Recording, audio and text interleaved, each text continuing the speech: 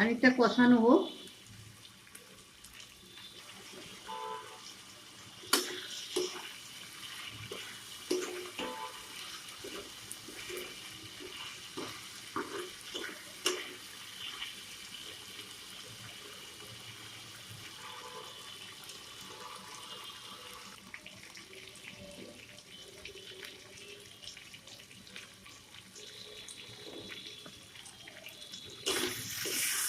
বেশ ভাজা ভাজা হয়ে গেছে, মশলাটাও কষানো হয়ে গেছে, পুরো তেল ছেড়ে গেছে।